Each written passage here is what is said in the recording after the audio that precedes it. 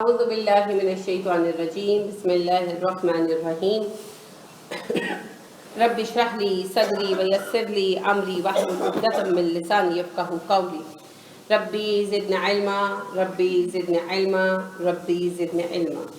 بسم اللہ الرحمن الرحیم۔ رمضان المبارک کا مہینہ بس الحمدللہ ابھی 15 دن رہ گئے ہیں، آغاز ہونے والا ہے اور ہماری آج چھٹیوں سے پہلے کی آخری کلاس ہے، پھر ہم دورہ قرآن میں اکٹھے ہوں گے۔ تو آج ہم بات کریں گے رمضان اور اس کے احکامات کے اوپر اور تفصیل سے ہر ایک چیز کا جائزہ لیں گے انشاءاللہ۔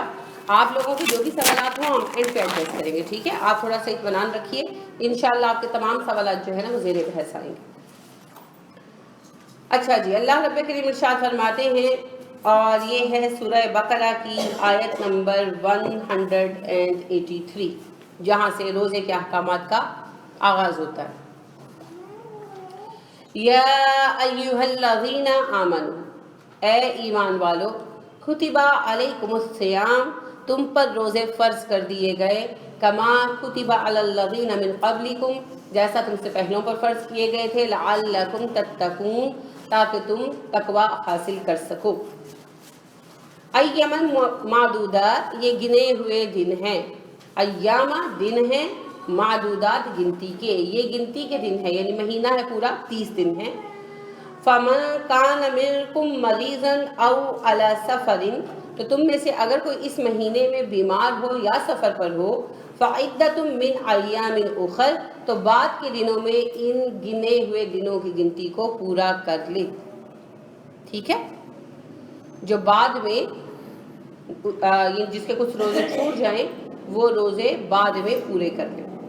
وَعَلَى الَّذِينَ، اور ان لوگوں کے لیے یُطِیقُونَهُ، جو طاقت نہ رکھتے ہوں، فدیۃ، فدیہ ہے، طعام مسکین، ایک مسکین کو کھانا کھلانا۔ جو کبھی روزہ رکھنے کی طاقت نہ رکھتے ہوں، ایسے بوڑھے، ایسے بیمار جو مستقل بیمار اور کبھی روزہ رکھنے کی ان کو امید نہ ہو کہ شفا یاب ہو سکتے ہیں، اور اتنے ضعیف ہوں کہ ان کو امید نہ ہو کہ کبھی روزے کی طاقت پائیں گے، تو وہ پھر ایک بندے کو، ایک مسکین کو کھانا کھلائیں، تو یہ پھر ان کے لیے روزے کا فدیہ ہے۔ یہ روزے کا فدیہ صرف ان کے لیے ہے جو دائم المرض ہیں، ٹھیک ہے نا؟ باقیوں کے لیے کیا کہا گیا؟ جو ضرورتاً چھوڑیں وہ پھر بعد میں پورا کریں۔ فمن، تو جو کوئی تطوع، خوشی سے کرے، خیرن، کوئی نیکی، فہوا، تو اس کے لیے ہے خیر اللہ، بہتر انجام اس نیکی کی نسبت۔ جو اس سے بہتر نیکی کرے اس کے لیے اس سے بڑھ کر اجر ہے، یعنی جنہوں نے فدیہ دینا ہے فرض ان پر ہے ایک وقت کا کھانا کھلانا مسکین کو، لیکن اگر وہ فدیے میں اس سے زیادہ خرچ کرتے ہیں اپنی خوشی سے تو پھر اللہ ان کے صدقات کا اجر ان کو اور بڑھا کر دے گا۔ وَأَن تَصُومُوا، اور یہ بات کہ تم روزہ رکھو، خیر لکم، تمہارے لیے زیادہ اچھی ہے، ان کنتم تعلمون، اگر تم جان لو، تمہارے لیے اچھا پھر یہی ہے کہ تم روزہ رکھو، یعنی جو حد الامکان روزہ رکھ سکے جب تک وہ رکھے۔ جیسے بعض اوقات ہوتا ہے نا کہ ہم یہ سوچ لیتے ہیں کہ ہم نہیں رکھ سکتے، جیسے کسی کو شوگر ہے یا بی پی اس کا ہائی ہوتا ہے، لیکن ویسے وہ رکھ سکتے ہیں، مینیج کر سکتے ہیں۔ تو اللہ فرماتے ہیں اگر تمہارے اندر استطاعت ہے تھوڑی بہت بھی تو اچھی بات یہ ہے کہ تم روزہ رکھو، اور اگر واقعی تمہیں یقین ہے کہ نہیں رکھ سکتے اور بیماری ایسی اور ڈاکٹر بھی نہیں کہہ رہے تو پھر تم لوگ فدیہ دے سکتے ہو۔ شہر، مہینہ، رمضان، رمضان کا ہے، الذی، یہی وہ مہینہ ہے جس میں انزل فیہ، اس میں اتارا گیا، القرآن، و قرآن۔ رمضان ہے وہ مہینہ جس میں قرآن اتارا گیا، ہدن، ہدایت ہے، للناس، انسانوں کے لیے، وبینات، اور روشن نشانیاں ہیں اس میں، من الہدی، ہدایت کی، والفرقان، اور یہ فرقان۔ رمضان ہی وہ بابرکت مہینہ ہے جس میں قرآن اتارا گیا لوگوں کی ہدایت کے لیے، اس میں نشانیاں ہیں ہدایت کی، اور فرقان ہے یعنی کہ کسوٹی ہے یہ ہدایت کے لیے، حق اور باطل کے لیے۔ فَمَن شَهِدَ مِنكُمُ الشَّهْرَ فَلْيَصُمْ، تو تم میں سے جو بھی اس مہینے کو موجود پائے، فَلْيَصُمْ، لازماً اس کے روزے رکھے، ٹھیک ہے؟ رمضان کے مہینے کے روزے ہر ایک مومن پر فرض کر دیے گئے۔ وَمَن كَانَ مَرِيضًا أَوْ عَلَى سَفَرٍ، اور جو بیمار ہو یا سفر پر ہو، فَعِدَّةٌ مِّنْ أَيَّامٍ أُخَرَ، اور اس کے کچھ روزے چھوٹ جائیں تو وہ روزوں کی تعداد بعد کے دنوں میں پوری کرے۔ یرید اللہ بکم الیسر ولا یرید بکم العسر، اللہ تمہارے لیے آسانی چاہتا ہے، تمہیں مصیبت میں تنگی میں ڈالنا نہیں چاہتا۔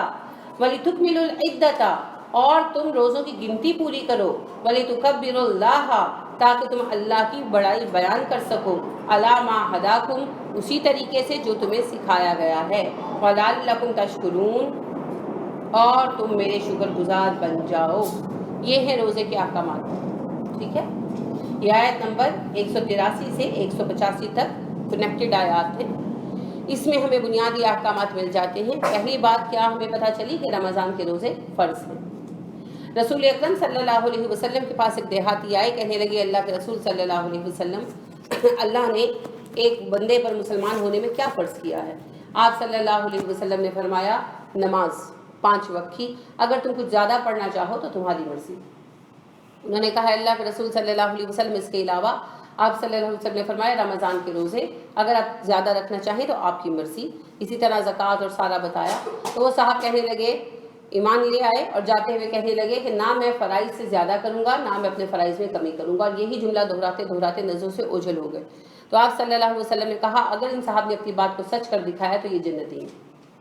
اسی طرح ایک اور صاحب آئے، وہ بھی دیہات سے آئے تھے، کہنے لگے اللہ کے رسول صلی اللہ علیہ وسلم اگر میں نماز ادا کروں 5 وقت اور رمضان کے روزے رکھوں اور زکوٰۃ دوں اور استطاعت ہو تو حج کروں اور اللہ کے ساتھ کسی کو شریک نہ ٹھہراؤں تو مجھے جنت میں کیا مقام ملے گا؟ آپ صلی اللہ علیہ وسلم نے فرمایا آپ صدیقین اور شہداء کے ساتھ ہوں۔ ٹھیک ہے، تو دیکھیے یہ فرائض کی بدولت ہے نا، فرائض کی بدولت ہے۔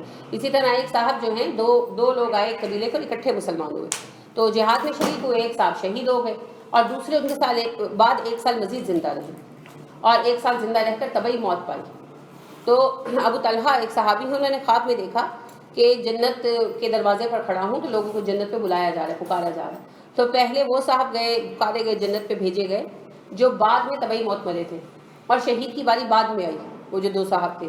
تو انہیں بڑی حیرت ہوئی، انہوں نے صبح یہ خواب رسول اکرم صلی اللہ علیہ وسلم کے سامنے بیان کیا۔ تو آپ نے کہا آپ لوگوں کو حیرت کس بات پر ہے؟ وہ جو ایک صاحب 1 سال زندہ رہے، کیا انہوں نے سال بھر کی نمازیں زیادہ نہیں پڑھی؟ کیا انہوں نے 1 سال کے روزے رمضان کے زیادہ نہیں رکھے؟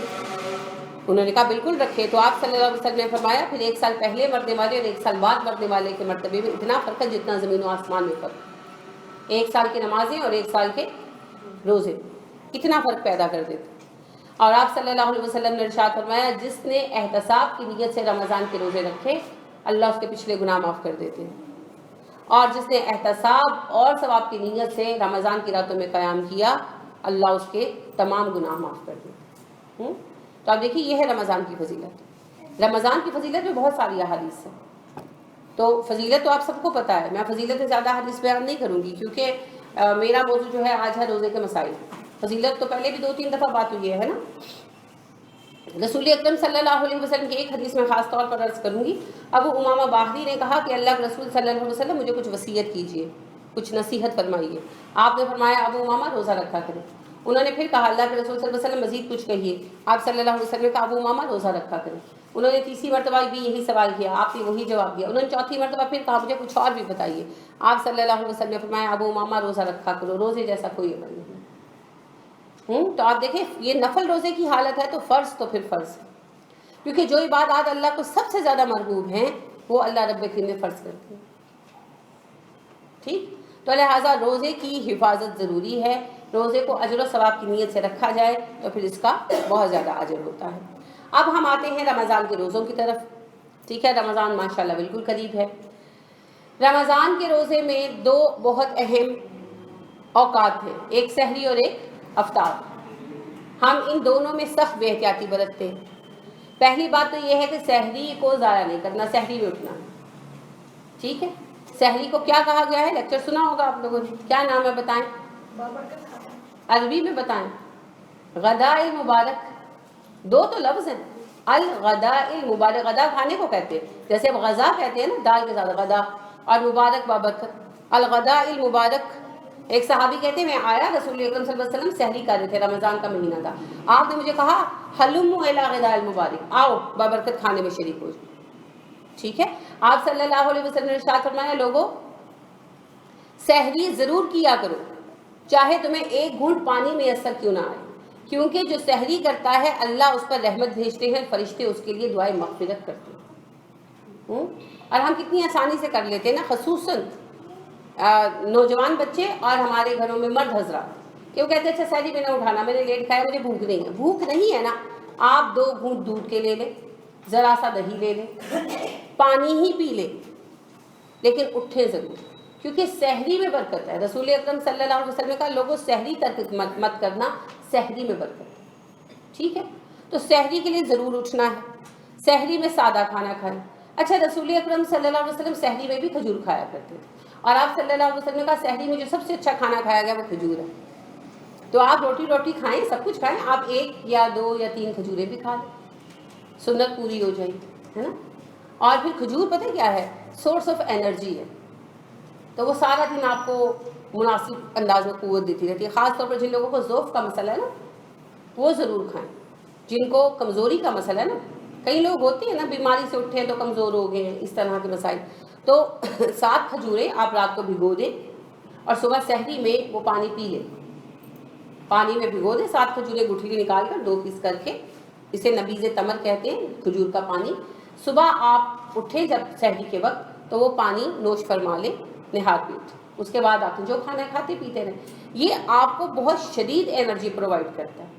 ٹھیک ہے، اور اس میں ایک اور یہ ہوتا ہے کہ بھگو دیتے ہیں نا تو کھجوروں کا گرم پن بھی ختم ہو جاتا ہے، کیونکہ ہمارا ایریا گرم ہے نا، تو پھر ہم لوگوں کو تھوڑی سی دقت ہوتی ہے. تو اللہ کے رسول صلی اللہ علیہ وسلم کا بھی گرم تھا، اور اس طریقے سے استعمال کرنے سے جو شوگر والے ہیں ان کو بھی دقت نہیں ہوتی.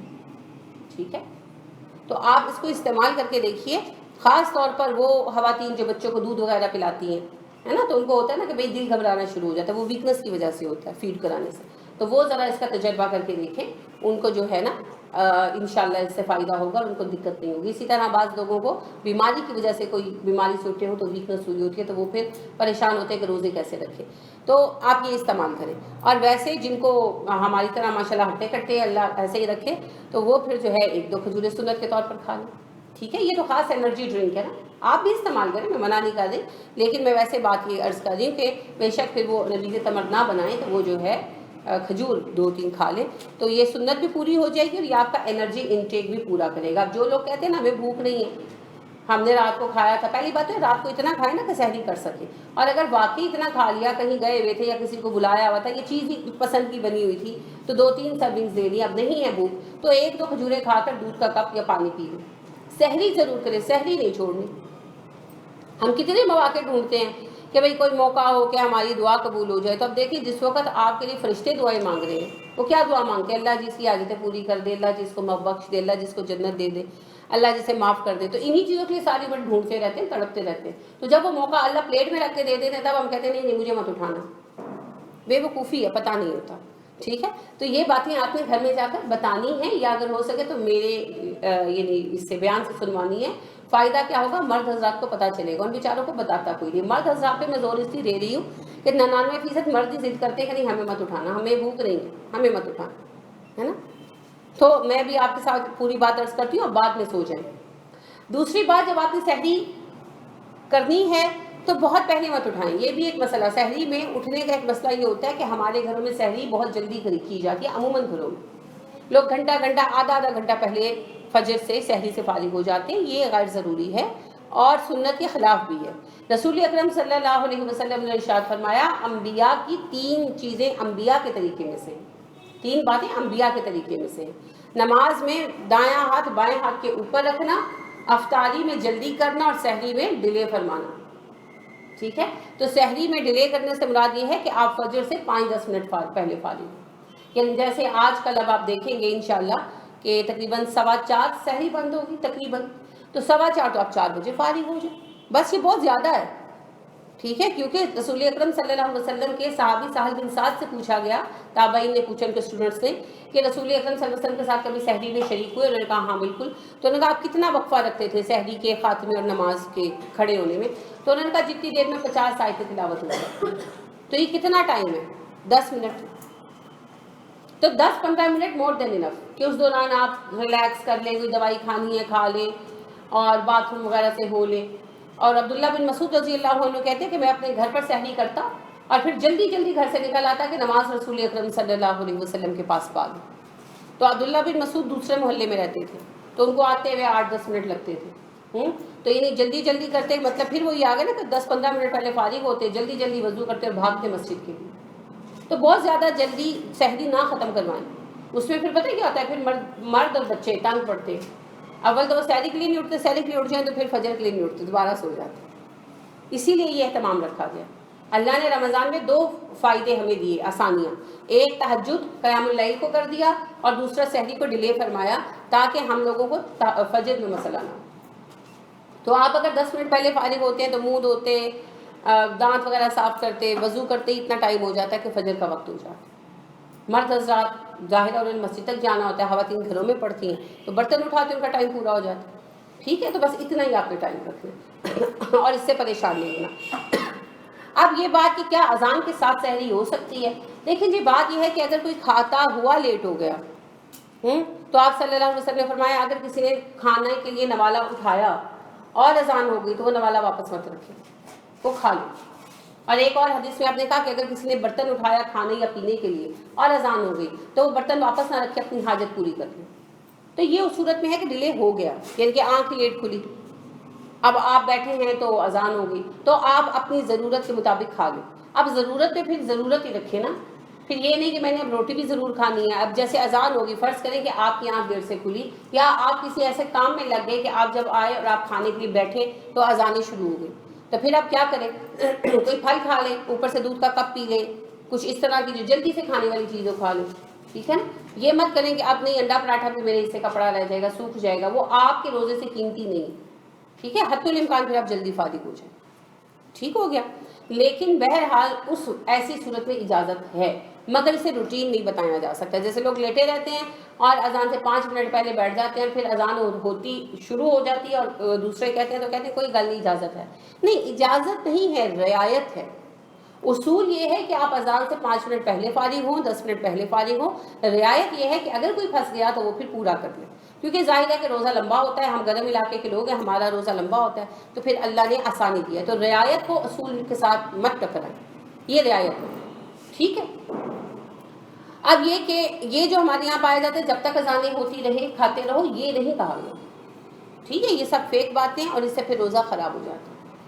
کیونکہ بعض لوگ دیر سے اذان دیتے ہیں مساجد والے، بعض اوقات پھر بعض لوگوں کا ٹائم تھوڑا ہم سے الگ ہو جاتا ہے.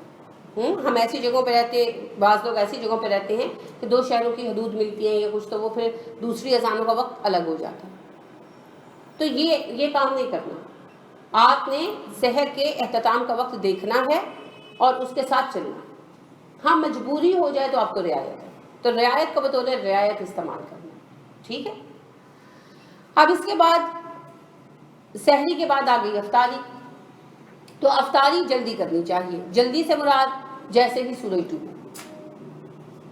آپ اپنے موبائلوں پہ بھی چیک کر سکتے ہیں، کیلنڈرز کے اوپر ٹائم دیا ہوا ہوتا ہے غروب آفتاب کا وقت. تو غروب آفتاب کے ساتھ ہی افطاری کر لینی ہے. آرام سے مراد ہرگز میری یہ نہیں ہے کہ یہ جلدی سے مراد میری ہرگز یہ نہیں ہے کہ 2-3 منٹ پہلے، ہے نا. آپ نے یہ دیکھا ہوگا، کبھی نہ کبھی اتفاق ہوا ہوگا، مجھے بھی 1-2 دفعہ ہوا کہ بعض لوگوں نے غروب آفتاب سے 1-2 منٹ پہلے ہی روزہ کھول لیا، اور جب ان سے کہا گیا تو انہوں نے کہا جی حکم ہے جلدی کھول لو.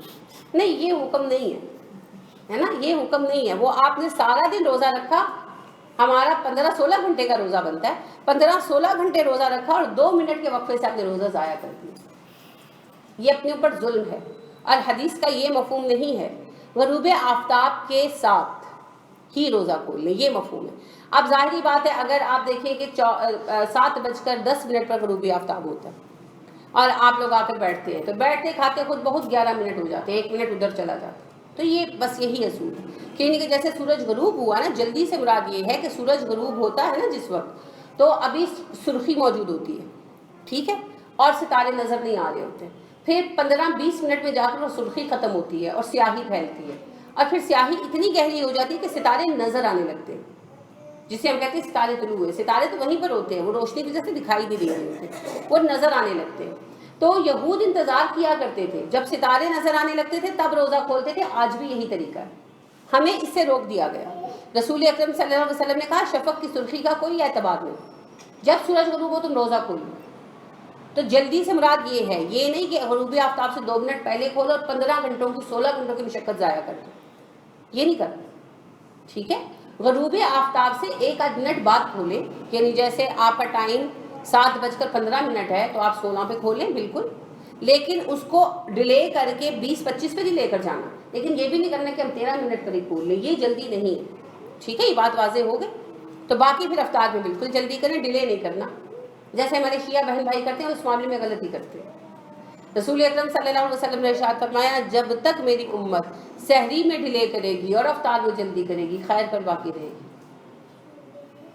تو ناصر الدین البانی علیہ رحمہ کہتے ہیں کہ چونکہ اب ہم لوگوں نے سحری میں جلدی شروع کر دی اور افطار میں ڈیلے کر دی، اس لیے ہماری ساری خیری ختم ہو گئی.